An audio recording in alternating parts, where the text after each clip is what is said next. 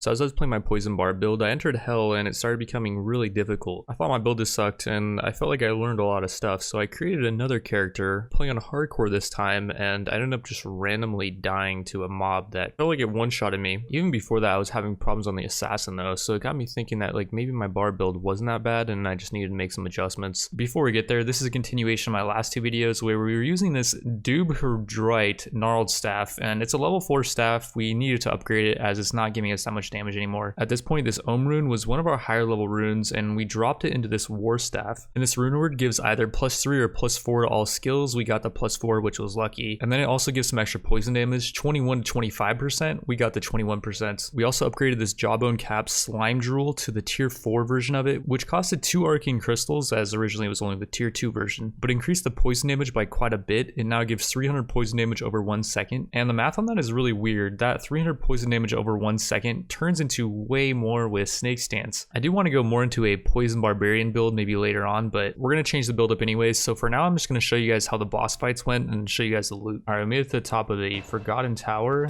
and we're about to take on the Countess for potentially some fat runes. We poisoned that whole room, by the way. There's so many people getting poisoned in there. And here's the Countess. She is not putting much of a fight. Perfect Rainbow Stone. Let's see. Give me some good runes. Kick the barrels over too. Last time we got lucky in the barrels. No. Oh, Zod rune. It's a level 69 rune. And yeah, there's some really nice stuff you can make with this. All right, we are in Andariel's lair area. And she does fire damage, I guess. Oh, nice. We got some claws. We'll look at those after the fight. Those are unique claws. There we go. She hasn't done her fire attack yet. I don't know what she's waiting for.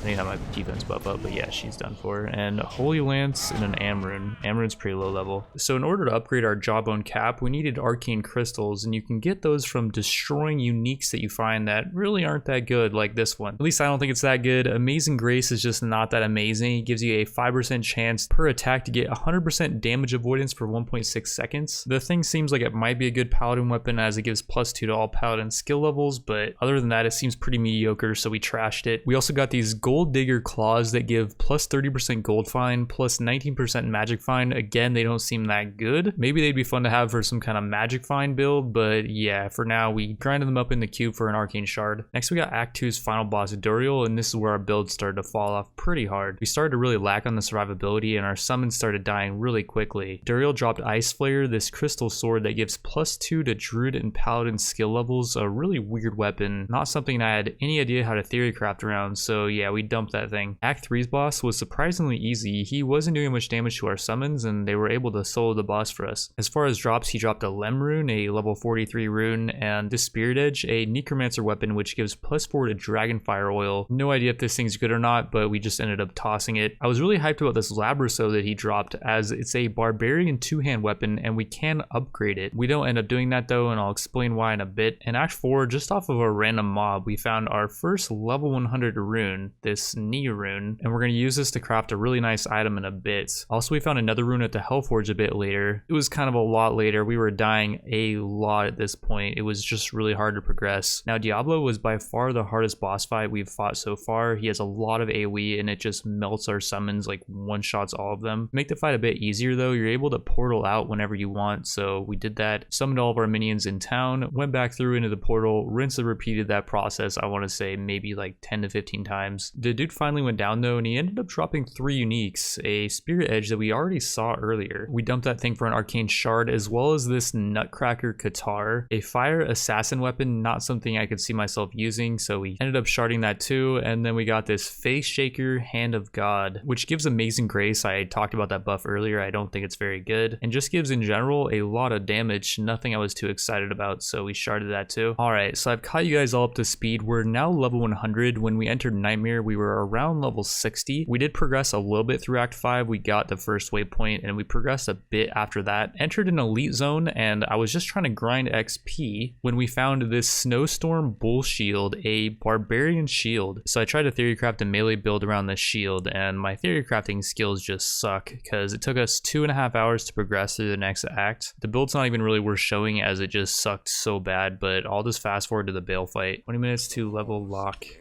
Just start pounding Bale. Are we doing damage? I feel like we're doing some damage. I wonder if I could actually portal into Bale's room too. That would be quicker. I set a portal outside at his throne room. Ooh, we're getting a lot of damage here, by the way. Oh, yeah. Oh, look at the damage. Look at the freaking damage. I don't know if that's the main Bale, because he can summon clones, I think. Maybe not on this mode, though.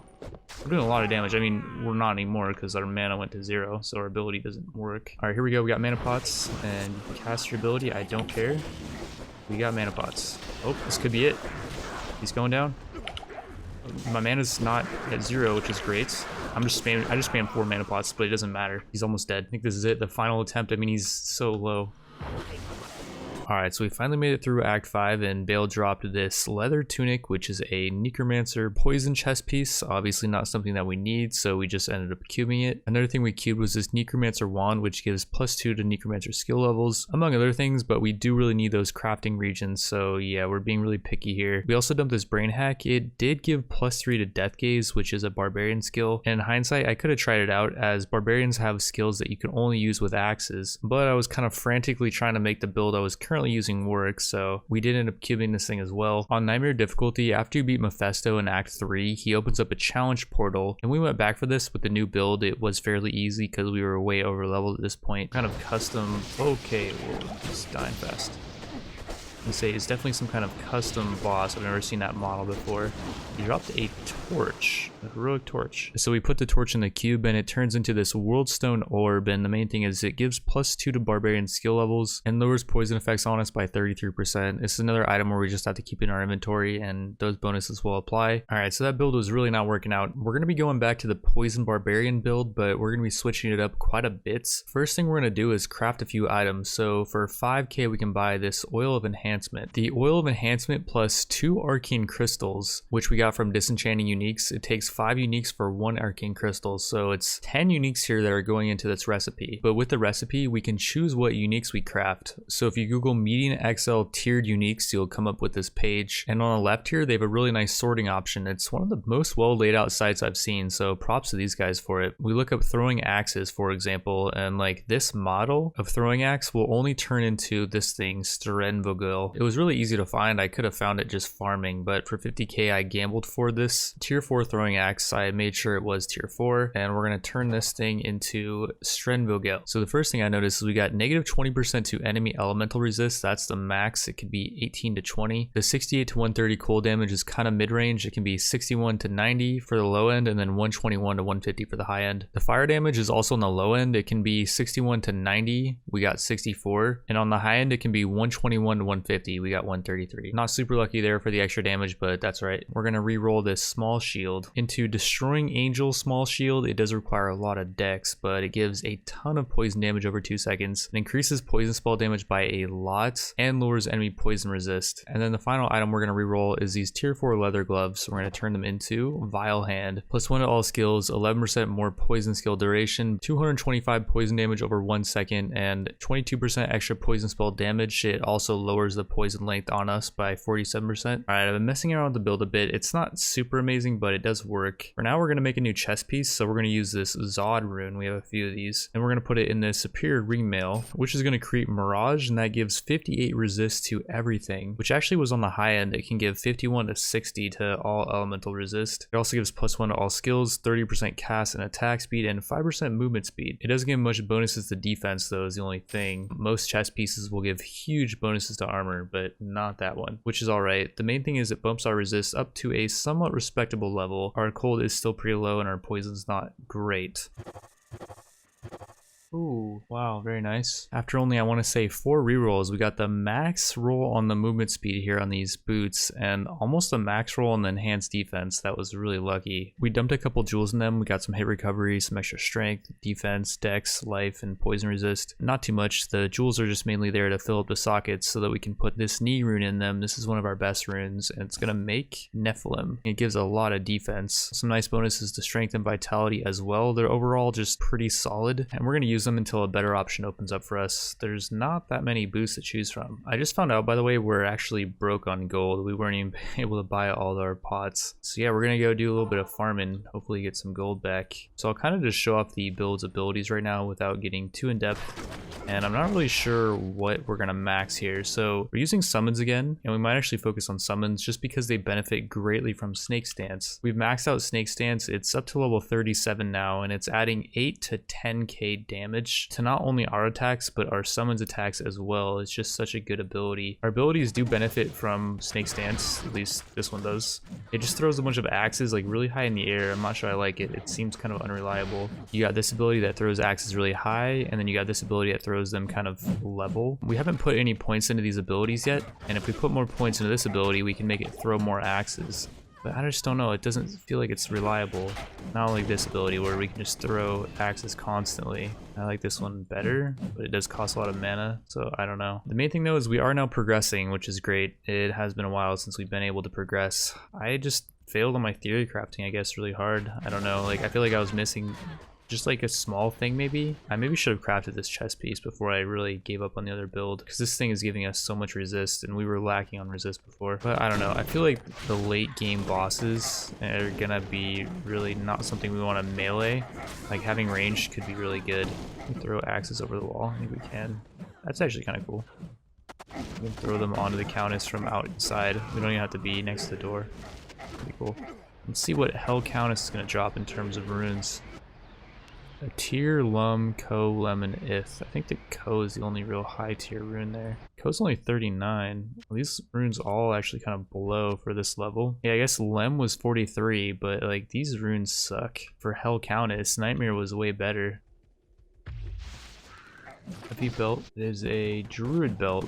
We do have another Druid piece, but it's not a part of this set, I don't believe. It gives huge bonuses to summon minion life. That's actually something we could even use. If we put that on, the main thing we lose out on is the 16% elemental resist from our really low tier rune word. The minion life though is pretty huge. It adds 1200 minion life to our spirits, and they have around 5k health. So yeah, it makes our summons way tankier. I think that's a pretty good trade-off just to lose a little bit of resist for that. We could also just focus more on summons now since we got that belt. Like, I was just kind of not really sure what to put our last 29 points into. If we put them in a stampede, it does end up throwing more axes, so we'll throw out 14 axes for 1 more point, but then the next level is still 14 axes. With overkill, this ability where we throw a bunch of axes around, we throw 3 more axes per 2 base levels. I don't know though, this ability just, it seems kind of weird. If we put 20 points into overkill though, we'd be throwing out 30 more axes. I kind of want to see what that looks like. If we do that though, we can't buff up our summons, but that's okay. I want to test this out for the sake of science, and here we go.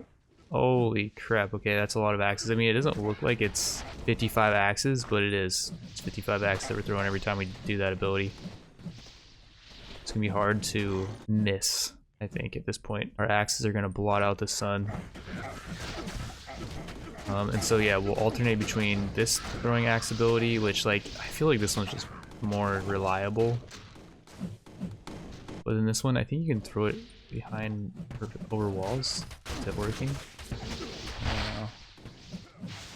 I don't think you can actually. I really don't know. All I do know is we have another boss and he has stone skin again. I think Griswold had stone skin too. He is kind of going down though. Like he's much less tanky than Griswold was. But we just have more damage. We're throwing 55 axes at him. I don't know if that's helping. Like we're doing poison damage, so I don't know if having more axes is really gonna matter. I think we just gotta poison everything just once. The main thing is like these summons need to all be up. And there he goes, finally. Alright, we're back in Andariel's lair, and yeah, we're progressing really nicely now. We got our spirits tanking in the front line, and then we have range now. It's just so nice to be able to attack from range. In my last video, we had an attack that does AoE splash, but you had to be in melee range to use it. Like people were saying in the comments, just hold shift and then just auto attack like this. But with the ability Earthquake, you have to actually hit a target in order for the ability to do AoE damage. But with throwing axes, we can just sit way back here and just throw the axes, and then our defenders are now a bit tankier because we got that belt, and so they're just tanking really well. And here comes Andariel. The only thing I will say about this build is we run out of mana really fast. It's been our problem for a while now actually. With the last build as well, we were having mana problems. I need to, well, maybe get some mana pots. That'd be the most obvious thing. I will say one of the problems with maxing our overkill ability, which is this one that throws all the axes, is that it costs more mana the more points we put into it. I really don't know if it's worth, because yeah, we're having a lot of mana problems. But yeah, Andariel is finally about to go down. I'm kind of excited to see her drop on Hell difficulty. What are you going to drop, Andariel? Razor Disc Buckler, 46 to max damage, and pretty much nothing else. Ugh. So this overkill skill where we throw tons of axes, it actually doesn't do terrible damage to bosses. Like if we just have tons of mana pots in our inventory and we just spam them, we can actually shred bosses pretty well. Compare this to like if we just throw out these axes, we're not dealing, well, we're still dealing pretty good damage, I guess. I just don't know, like the build just feels kind of weird to me. I don't like not having a good single target. Like I don't like all of our abilities being AoE. And okay, I was doing a little testing. Respect again. Basically I'm gonna go for the same build, but this time I'm gonna invest points in a snake bite. Before it didn't look like it was doing much damage. Like it says poison damage 984 to 1393, and the poison damage does not go up even if we're in snake stance. However, there are synergies with Gladiators Dominance, which is this ability. It gives us a chance to block, increases block speed, 9% chance of deadly strike, which I believe is a crit for 200% damage, and some more movement speed and poison skill duration.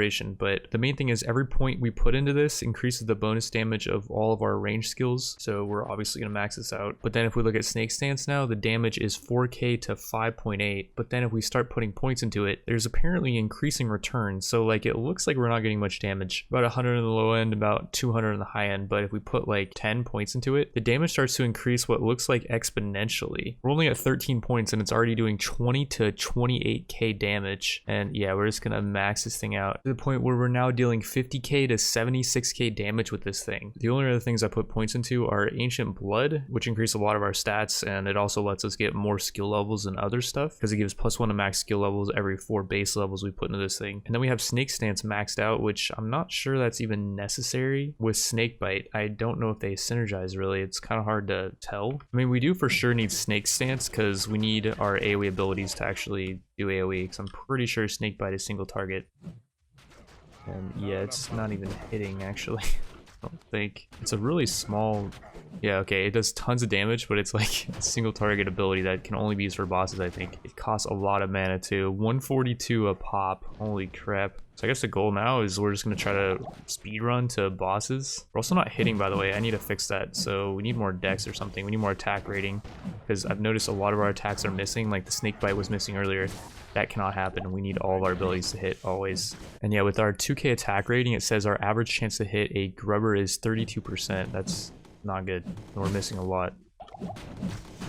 So to get more attack rating and dex, we can try to craft our own belt. I ended up swapping out that set belt we were using for this one that gives us +2 to barbarian skill levels, but we need something with a bit more oomph in terms of attack rating and dex. And these shrines will randomly drop. This one gives bonus to attack rating, dex, and I guess percentage bonus to dex and flat bonus to dex. So we're just gonna see if we can craft something good here. +1 to barb skill levels, 78% bonus to attack rating, 8 to dex, and lightning spell damage. Ooh, that'd actually be really good if that was poison spell damage. We're gonna keep going. We can use this shrine to craft 10 times. Okay, this one's enemy lightning resist again, poison spell damage, and enemy poison resist, 6% more to dex and 45 to dex. That's actually really solid. That's so much poison spell damage. I bet our snake bite's gonna go up by so much. We do lose the bonus to barbarian skill levels though, is the only thing. Yeah, our snake damage actually went down, but we did gain a bunch of attack rating, so our chance to hit goes to 47%, up from 34, so that's pretty huge. Our damage here does not factor in the minus to enemy poison resist as well, and that's actually kind of huge. Another thing we can do to boost our attack rating is we can put these perfect amethysts into our weapon, and 2 of them is going to increase our attack rating by quite a bit actually. Boost it up to 7.2k, which is going to be a 62% chance to hit. I didn't see the exact numbers there, but I think it was around 10%. And yeah, as you can imagine, the difference between a 30% chance to hit and a 60 is quite large. We're actually killing stuff now. I feel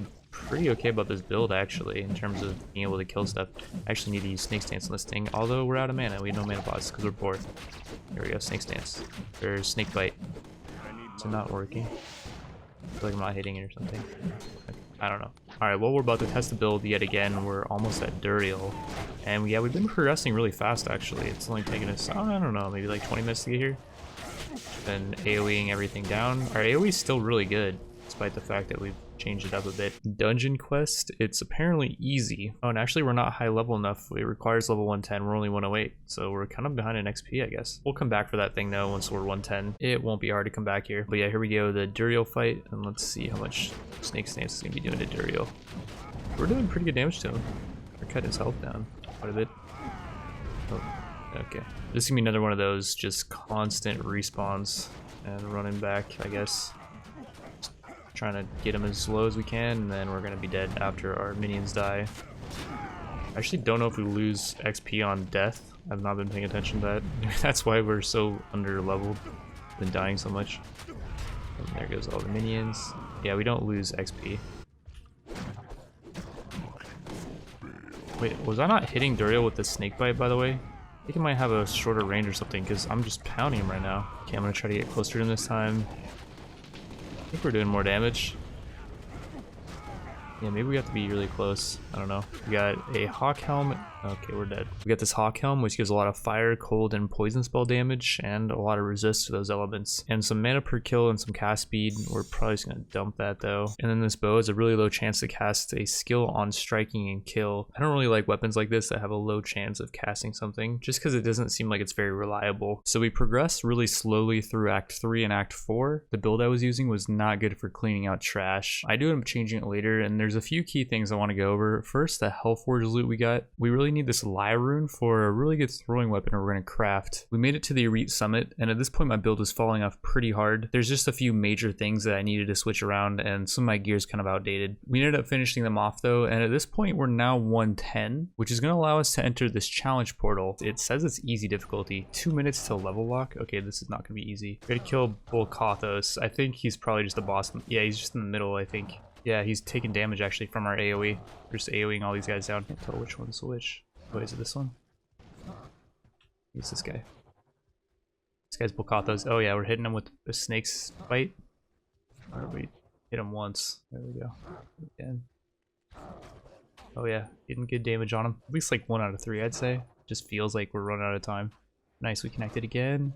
We connect that. Nice. We connected the last one. Then we got the Sacred Worldstone Key. The Sacred Worldstone Key gives us 28% enhanced weapon damage and increase our total character defense by 30%. Okay. We're going to end the video right there. In the next median video, we're going to be doing all the endgame content. And if that's something you guys would like to see, then drop a like. With that, I want to thank you all for watching, and I will see you in the next one.